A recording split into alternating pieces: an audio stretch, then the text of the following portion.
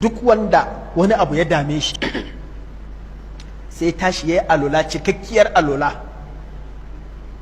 cikakkiyar alola ta nutsuwa, sannan mutum sai ya tashi yayi nafila raka'a biyu, wanda a wani hadisin annabi sai ya ce la yuhaddithu fihi ma nafsahu, wanda yayi sallah saboda Allah bai tuna kowa ba sai Allah,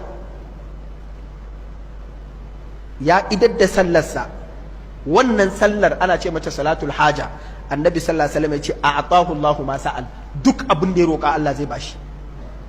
Shi yasa mutane da yawa da suke cikin wata damuwa da kunci ta yawa a gare su, shawarar da zaka ba mutum akan madadin mutum ya je ya roƙo, ko ya je ya shiga wani wacece, ko ya shiga wani abin da zai taɓa mutuncinsa, ko ya asarar dukiyarsa, ko ya asarar wani abu nasa, shine ba abin da ya gagare Allah.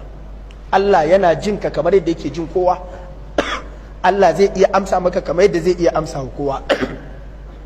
Tashi cikin dare, musamman a cikin sulusul lailil akhir, ka yi alola, ka tashi, ka yi nafila raka'a biyu, nitsatsun raka'a biyu, ka sa goshinka a ƙasa ka ce ya Allah ina neman abin, ya Allah ina neman tsari a tsare ni, ya Allah ina neman kariya a kare ni, ya Allah ina neman abu kaza ka ban.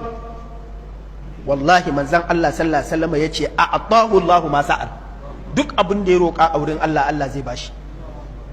Ibnu Jarir ne Tabari a karkashin wannan aya ya ruwaito wani hadisi wanda Albani ya inganta hadisin, cewa manzon Allah sallallahu alaihi wasallama yana bayan hadisin cewa na Abu Hurairah cewa duk lokacin da wani abu ya damu manzon Allah sai fazi'a ila sala, kawai sai je yi sallah sai samu waraka. Nana Aisha tace in dai Annabi sallallahu alaihi wasallama kaga wata damuwa ta da kawai sai sauri sai fara sallah sai samu maganin matsalar.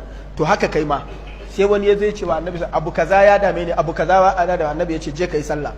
Yana zuwa yayi sallah, kafin ayi wane ne ya zo ya ce wa Annabi sallallahu alaihi wasallama bukata ta biya ya Rasulullah.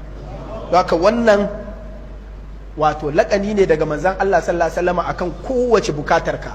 Wasta'inu bis sabri was sala, ku nemi taimako a wurin Allah ta hanyar haƙuri da sallah.